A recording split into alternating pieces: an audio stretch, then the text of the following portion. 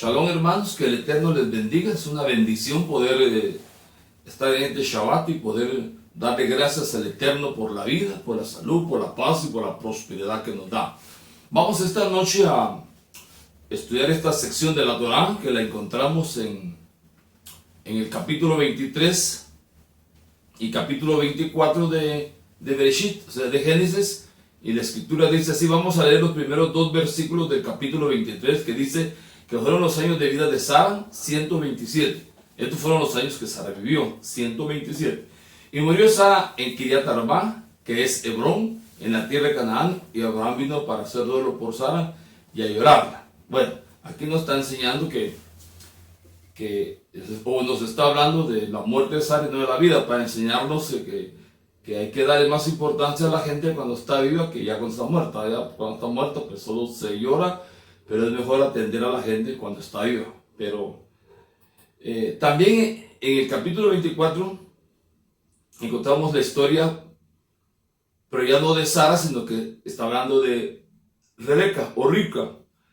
Cuando en el capítulo 24 Abraham manda a su siervo, el más viejo, que se llamaba Eliezer, a buscar esposa para Isaac. Y en el versículo 55 empieza diciendo: pero Labán y la madre de Rebeca dijeron que la joven se quedara con ellos un mes o al menos unos días y después sería, porque no querían que se fuera Rebeca con Eliezer para que fuera esposa de Isaac. Entonces el siervo les dijo, o sea, Eliezer les dijo: no me detengan más, pues Yahweh dispuso que saliera bien el cumplimiento de mi encargo. Y ellos dijeron: llamemos a la joven, o sea, íbamos a llamar a Rebeca y preguntémosle a ver qué dice ella. Y llamaron a Rebeca y le preguntaron si quería irse con Eliezer o se quería quedar con ellos. Y ella les respondió: me iré, sí me iré, me quiero ir con Eliezer, el servidor de Abraham. Y enviaron a Rebeca con su nodriza, con el siervo de Abraham y los hombres que la acompañaban. Entonces aquí estamos viendo que el hermano y la madre de Rebeca no querían que ella se fuera con Eliezer, pero ella sí quería irse. Bueno, aquí vemos en esta historia, la parashá se conoce como la vida de Sara. En hebreo es Haye Sara, que quiere decir las vidas de Sara. Pero hoy tomamos la sección del capítulo 24 para hablar un poquito en esta sección sobre la victoria de Rebeca. Y el propósito meramente de hablar de esto es que podamos de alguna manera en esta vida nosotros vencer, vivir como vencedores, porque todo en este mundo es contrario. Por eso se conoce como el mundo dual, el mundo del bien y del mal, de la luz y la oscuridad, de la vida y la muerte, de la salud y la enfermedad. Entonces, nuestra tarea en este mundo dual es vencer la oscuridad, vencer el mal. Ok. Entonces, eso es lo que quiere el Eterno, que nosotros aprendamos a ser vencedores, que no nos venza el mal, sino que nosotros antes venzamos el mal con el bien. Ok. Entonces, esta sección, como vimos en el capítulo 44, versículo 55 en adelante, nos habla que Eliezer, el criado de Abraham, viaja a la tierra de donde era Abraham, de donde vivía Abraham. Abraham era de Ur de los Caldeos, luego se movió de Ur a Harán, y en Harán vivía la familia de Abraham, que era una tierra llena de idolatría, era una tierra de maldad, donde adoraban muchos dioses, había mucho paganismo. Y la tarea de Eliezer era buscar allí esposa para Isaac. ¿Sí? Esto nos enseña que Rivka, la esposa de Isaac, tenía que hacer lo mismo que hizo Abraham. ¿Qué hizo Abraham? Hizo Lech Lechá, que quiere decir vete por ti mismo, vete de tu tierra y de tu parentela a una tierra que yo te daré. Entonces lo mismo hizo esta mujer que se llama Rebeca. Dejar su tierra, dejar su cultura, dejar sus costumbres y buscar una nueva vida. Es de alguna manera el llamado del Eterno. Dejar nuestra vana manera de vivir nuestra vida vieja y tener una vida nueva. Pero para eso tenemos que decidir ser espirituales. Tenemos que decidirnos como se decidió Abraham y como vamos a ver ahora que se decidió Rebeca, a buscar una vida espiritual, una vida de obediencia, una vida de guardar los mandamientos del Eterno. Por eso le dice aquí el texto que Rebeca dejó su cultura, dejó a su familia y se fue con Eliezer para casarse con Yitzhak, el hijo de Abraham. Ok. Vamos a hacer un análisis para ver qué podemos aprender o qué enseñanza nos deja esta porción de la Torá que sea práctica para nuestras vidas y que pueda servirnos para poder vencer la maldad a que enfrentamos diariamente, cada mañana, cada noche que nos acostamos. Por eso cuando nos acostamos hacemos oración, por eso cuando nos levantamos hacemos nuestra netilá, nuestro lavado de manos y hacemos las oraciones y oramos, porque al final la plegaria es algo importante en la mañana. ¿Por qué es importante la plegaria? Porque la plegaria nos conecta con el Eterno. Pero antes de conectarse con el Eterno, la oración debe tocar mi corazón, debe tocar nuestro corazón.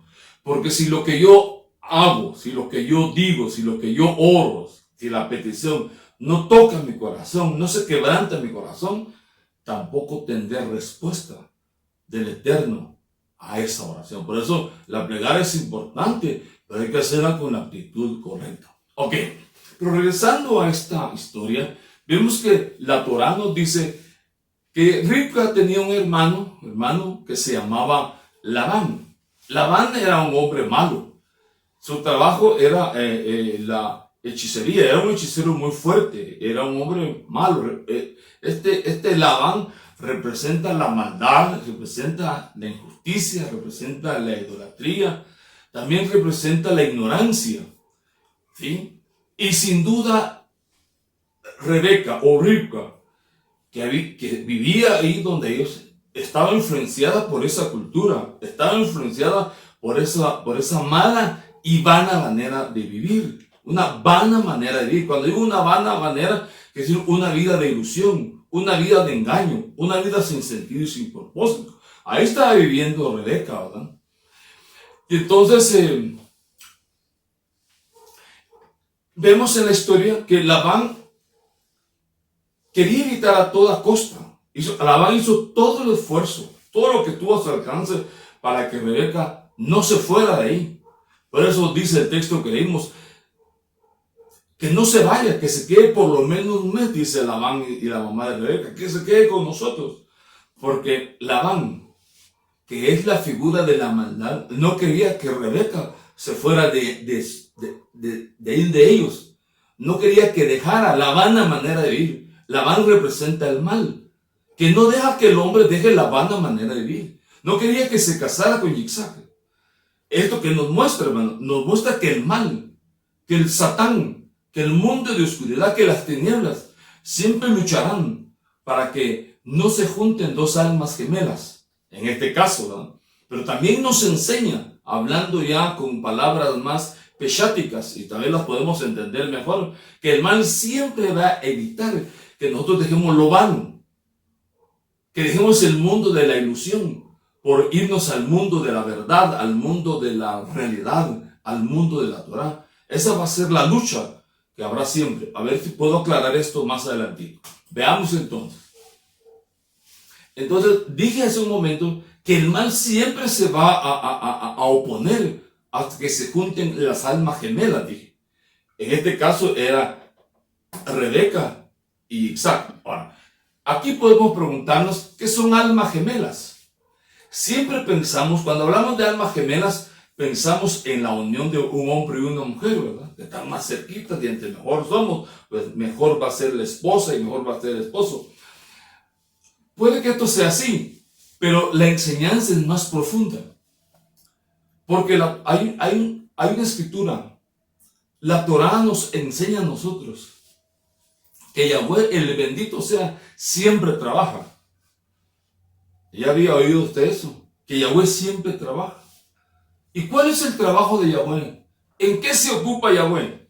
Yahweh se ocupa en unir almas, Claro, aquí hay una enseñanza mística. Usted solo lo va a leer y va a oír eso, en unir almas, que Yahweh solo se preocupa en unir almas. Pero ¿esto qué significa? ¿Qué significa eso de que Yahweh se preocupa en unir almas? Esto significa en unir lo masculino con lo femenino. En otras palabras, es unir la parte dadora con la parte receptora. Por eso te mira, Yahweh es dador y nosotros somos los receptores. Entonces, Yahweh siempre trabaja. ¿En qué trabaja? En unir almas gemelas, en unir lo dador y lo receptor. ¿Sí? Por eso vemos en la Torá que el mal, que las tinieblas, que el mundo del Satán siempre se va a oponer o siempre va a estorbar la unidad. ¿Sí? ¿Por qué? Porque la unidad es el plan de Yahweh. El ser uno es el plan de Yahweh. Ahora, como ese es el plan de Yahweh, es un plan de bendición. Y como es un plan de bendición, el mal sabe, las tinieblas o el Satán sabe, que al unir lo femenino con lo masculino, o la parte dadora y la parte receptora, eso le va a dar sentido y propósito a la vida. Ahora, aquí lo quiero aclarar un poquito más. Les estoy dando a entender con esto que se estaba oponiendo Labán a la unión de Ribka con Yitzhak, es que en la vida cada unión tiene un propósito. ¿Sí? Cada unión tiene un propósito. Lo estoy repitiendo para que nos lo grabemos. Cada unión tiene un propósito. Por esa razón, si usted mira, el mal siempre se opondrá a toda clase de unión, a toda clase de... Por ejemplo, debe de haber unión entre un hombre y una mujer. Pero el mal siempre se va a oponer. En la familia debe haber unidad. Pero el mal se opone a que haya unidad para que no haya armonía. Entre padres e hijos debe haber unidad. En el trabajo debe haber unidad para que haya armonía.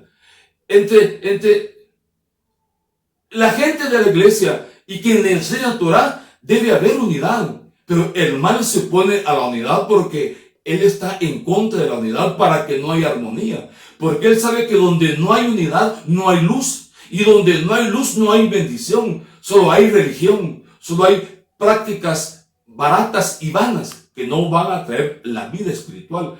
Por esa razón, hermanos y amigos, el mal siempre va a oponerse a toda clase de unidad. Solo va a hacer que el hombre se entretenga con prácticas vanas y religiosas y que no practique la Torah con todo su corazón. Entonces, ahí estamos aclarando más el concepto de alma gemela. Ahora ya entendemos cuando dice la Torah que Yahweh siempre trabaja. ¿Qué trabaja? ¿Cuál es el trabajo de Yahweh?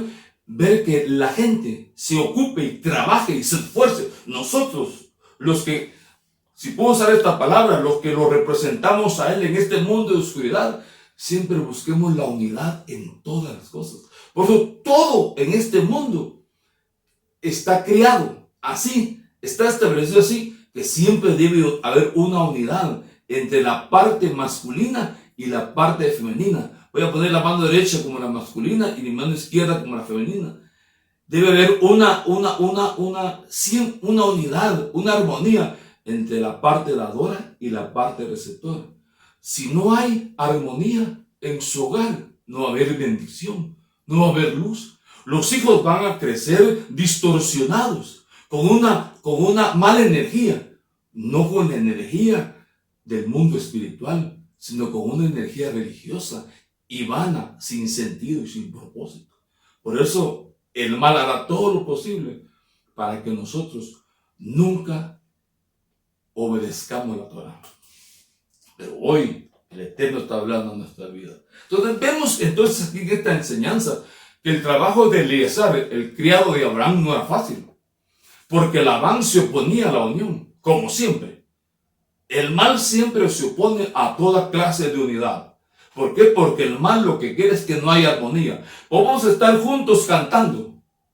Ahorita ya se abrieron algunas iglesias y algunos me han dicho a mí que abramos la iglesia. Están juntos, pero separados. Entonces no hay sentido, porque debe haber unidad y armonía. Que hablemos el mismo lenguaje, el mismo idioma, que sintamos lo mismo todos. el mismo sentir, porque entonces vamos a ser vencedores, porque entonces veremos el esplendor de Yahweh, veremos la victoria de Yahweh, entonces seremos felices, porque al final el objetivo de la unidad es ser felices. Pero se aproxima una fiesta que se llama Hanukkah. ¿Cuál es el objetivo de Hanukkah? La unidad. Por eso la Hanukkah, ¿qué representa? La unidad. ¿Qué representa la Hanukkah? ¿Qué nos está diciendo la Hanukkah? Que Yahweh está trabajando en unir almas gemelas. Entonces, aquí cuando decimos que el trabajo de Eliezer no era fácil, aprendemos un principio, que en la vida nada es fácil. En la vida nada es regalado. Todo tiene un precio. A nosotros nos gusta todo regalado, pero nada es regalado. O alguien, si lo conseguimos regalado fue porque alguien pagó un precio por ello. Cuando algo es fácil, puede ser peligroso. Acá hay un principio místico. El nivel Sod de la Torah o Cábala dicen, lo fácil lleva una dosis de peligro. Si usted mira, a la gente le gusta lo fácil. Por eso la gente siempre está en peligro y pone en peligro a la gente que está en su contorno, a su alrededor. Y sigue diciendo el Sod. Y lo difícil, lo que cuesta, lleva una dosis de bendición. Pongamos un ejemplo sencillo. Aquel que hereda una fortuna, como no le costó, la puede perder. No le costó la casa, no le costó la finca, no le costó el ganado, lo puede perder fácilmente. El que se gana la lotería, se saca varios millones, se puede quedar sin nada. Así ha pasado en muchos casos. Ahora, ¿por qué es así? Porque las cosas fáciles hacen que las personas no desarrollen su potencial. Porque Yahweh el bendito sea, a cada uno de nosotros nos ha dado un potencial que tenemos que desarrollar. Nos ha dado una fortaleza y una energía grande para que en esta vida no solo estemos de paseo o no solo pasemos, sino que en esta vida hagamos cosas grandes y buenas, que dejemos una marca de bondad, una marca de justicia, una buena marca en este mundo a nuestros hijos y a nuestras generaciones. Por eso el trabajo de Eliezer no era fácil. Así que no estemos esperando que la vida sea fácil. Todo cuesta, todo tiene un valor y eso cuesta. Nada es regalado en esta vida. Ahora bien, aquí seguimos leyendo y vemos que Eliezer llegó a un ambiente pagano, un ambiente hostil, un ambiente contrario a él, pues. Así como vimos en este mundo es hostil. Este mundo es dual y totalmente adverso. Por eso es difícil la vida cuando estamos desconectados de la luz. Entonces ahí a ese lugar, a Arán, a la tierra donde llegó Eliezer, no había luz, no había conocimiento de la Torá. Solo había idolatría, solo había injusticia y había paganismo. Entonces cuando le habló a la familia de Rivka, tenía que utilizar palabras en un nivel apropiado para que la familia de Rebeca o de Rivka pudiera entenderlas y aceptarlas bajo su nivel. Esto nos enseña que nosotros, los que enseñamos los mandamientos y la Torá, tenemos que tener cuidado cómo hablamos y enseñamos los mandamientos, porque los mandamientos son la vida, son las reglas del Eterno, son las reglas del juego que Yahweh estableció, porque solamente en los mandamientos vamos a encontrar la esencia de la vida. ¿Sí? Entonces tenemos que tener cuidado cómo vamos a hablar y cómo vamos a enseñar los mandamientos. ¿Por qué? Porque si usted mira, el mundo desconoce los mandamientos. El mundo solo dice, bueno, yo tengo la Biblia y la palabra de Dios, pero en sí, lo que la Biblia nos enseña son los mandamientos. Cuando nos dice el mandamiento, tiene una esencia y la esencia es tal, porque usted fue hombre o es hombre y otro es mujer, pero están aquí para cumplir un propósito y y un sentido en su vida. Si no encontramos los mandamientos, nos vamos a pasar la vida sin encontrar el sentido de nuestra vida y sin encontrar el propósito de nuestra vida. ¿Sí? Por ello es que para que la gente nos entienda, tenemos que bajar el nivel de luz para que la gente crea. Ahora a Israel hay que obligarlo a creer. Ahora que es creyente, hay que obligarlo a creer. Pero a la gente hay que enseñarle cómo salir de la oscuridad, cómo salir de la ignorancia, como hizo Eliezer. Les enseñó de tal manera para que ellos puedan entender y Rebeca pudiera salir de donde estaba. Por eso vemos que cuando la familia viene y le pregunta a Rebeca si se quería quedar con ellos o si se quería marchar con Eliezer, Rebeca respondió: yo me quiero ir con Eliezer. Rebeca quería marcharse, decidió irse. Ya no quería seguir viviendo en Harán, ya no quería seguir viviendo con su familia, ya no quería seguir practicando la cultura, una cultura que no tenía sentido, que no tenía propósito, que era vana. Se dio cuenta al final que era vana. Ahora había oído que había un Eloa, que había un pueblo, que había un lugar donde ella podía encontrarse a sí misma y encontrarle sentido a su vida. Entonces Rebeca decidió irse con Eliezer. Decidió irse por su bien, por encontrar una vida mejor. Ya no quería seguir viviendo la vida superficial, la vida vana. Que ya no le encontró ya sentido, ya no le encontró propósito. Rebeca hizo lo que hizo Abraham. ¿Qué hizo Abraham? Dije al principio, Abraham hizo Lej Lejá. ¿Qué hizo Abraham? Lo dejó todo. ¿Por qué? Porque el deseo de Abraham era conocer al Eterno. El deseo de Rebeca era conocer al Eterno, conocer a Yahweh, conocer la vida, conocer la paz, conocer la verdad, conocer al dador de la vida. Y hoy usted también puede conocer al dador de la vida y encontrarse a sí mismo para encontrarle sentido a la vida. Encontrarle sentido y propósito a la vida es diferente. Es totalmente diferente, hermanos, a vivir sin sentido. Es una gran diferencia de aquí al cielo. Vamos a estar dos juntos, pero uno con sentido y otro sin sentido.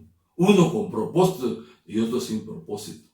Pero solo el mecanismo o el único mecanismo, la única regla que Yahweh estableció para darle sentido a la vida es guardar los mandamientos con todo el corazón. ¿Por qué? Porque ahí encontramos la esencia de nuestra vida, del por qué y el para qué estamos aquí.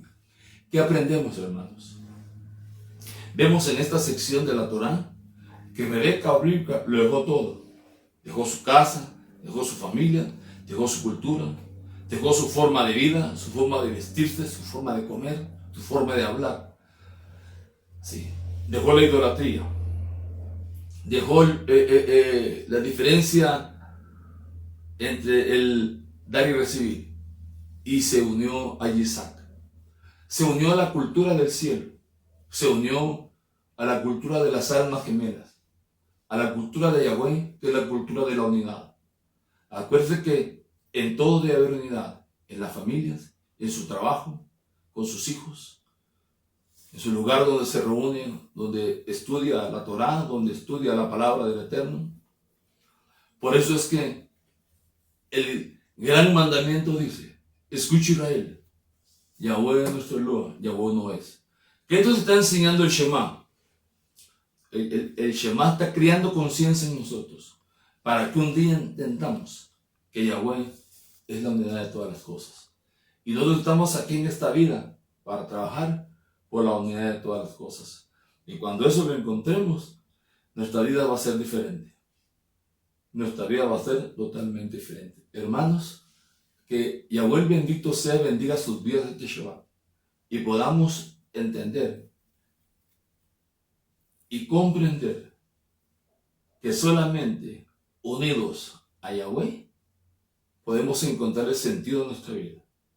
Que solamente unidos nosotros mismos podemos encontrarle sentido y propósito de nuestra vida, y al final sentirnos satisfechos y encontrarle la alegría y la realización de nuestra vida en este mundo. Que Dios los bendiga. Antes de terminar, quiero hacer esta bendición. El deseo de mi corazón es que todos estén bien, que todos estén sanos, que nadie tenga falta de ningún bien, que Yahweh provea para todas sus necesidades. Amados, como está escrito en la Torá, que Yahweh el bendito sea, los bendiga y los guarde. Que Yahweh el bendito sea, haga resplandecer su rostro sobre vuestras vidas y tenga misericordia de cada uno de ustedes. Que Yahweh el bendito sea, alce su rostro sobre sus vidas y les dé shalom. Shabbat shalom a todos, hermanos.